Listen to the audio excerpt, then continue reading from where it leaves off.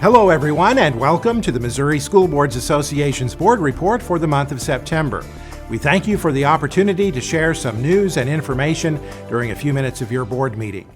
We begin with a look at the report issued by the Governor's School Safety Task Force.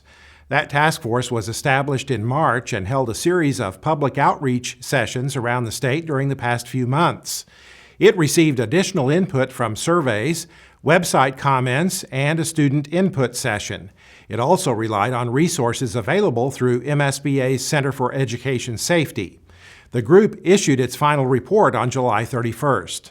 The task force concluded that schools are overwhelmingly safe places for children to learn and grow, but also identified some areas where safety can be improved for students and school staff.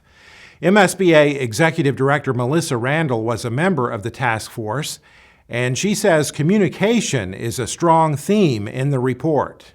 We are looking at ways that we can improve communication between agencies, whether it's state to local or within our communities, how we can do a better job of communicating information that would ensure our children's safety. And so we have some recommendations in the report about best practices on how to get information distributed and who needs to be who needs to be receiving that information and how you process it. Randall says one thing the report does not recommend is arming teachers. What it does say is that if communities want access to school resource officers or school protection officers, we need to do a better job in giving them access to that. That needs to be a school and community decision, but we do think it's a best practice to have access to a trained, highly skilled school resource officer or a school protection officer. Our preference would be school resource officer, but obviously some communities don't have the resources to provide that. So a highly trained school protection officer would be an alternative to that, but we do not think it is best practice to go beyond school resource officer and school protection officer in terms of armed individuals in our buildings.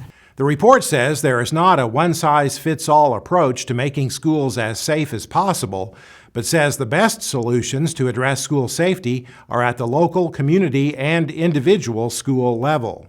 The full task force report is posted on the MSBA website. Speaking of school safety, there's a new 24-hour, 7-day-a-week school safety tip line available to report potential school safety threats. It's called Courage to Report and is operated by the Missouri Information Analysis Center within the State Highway Patrol. The goal is to help school officials and law enforcement learn about potential school threats as soon as possible so they can determine how to appropriately handle the report. The toll-free number for Courage to Report is 866-748-7047.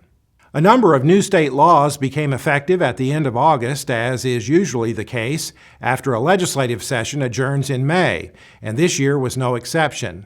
That means MSBA's policy department has been busy analyzing those laws to determine if school district policy changes are needed. MSBA Associate Executive Director Kelly Hopkins oversees MSBA's policy department, and she says it's critical that school district policies keep current with state law, government regulations, and court decisions. But at the same time, she says, school boards have flexibility on many policy issues and often can determine what policies best meet the needs of their schools and community. Districts have local control over their policies, and so it needs to reflect what the district is actually doing or what they believe is correct. For whatever reason, it's their policy. We want to keep them from doing anything that isn't consistent with law. And so we will push back against changes that are made that are not consistent with law. But unless they're not consistent with law, if the district wants language, we put it in there, and then we maintain it so it doesn't go away the next time a policy update is published. Hopkins says it's important in some cases that school district policies include references to state law. Occasionally a district will say, your policies are so detailed, and sometimes I would agree with that. But if we didn't include that detail, it might mean that the district is spending a lot of time on the phone with an attorney. and trying to understand the law that we were explaining in the policy. Now, if it's our attorney, that's fine, because that's not going to cost them anything. But if it's their district attorney, that could get expensive. So sometimes we do go a little bit over in the explanation of how to implement a particular law. All MSBA member districts receive regular policy updates as part of membership. Some 240 school districts participate in MSBA's full maintenance policy service that allows MSBA to update and customize policies for school districts. MSBA's policy department is working on some updates and revisions to the service that will be announced in the coming months. The 2019 MSBA Annual Conference will be held at the end of this month at the Lake of the Ozarks. Once again this year, we have some outstanding general session speakers, along with some 130 concurrent sessions on a wide range of topics designed to help board members and administrators improve their leadership skills. We hope to see you there. That's it for this month's edition of the MSBA Board Report.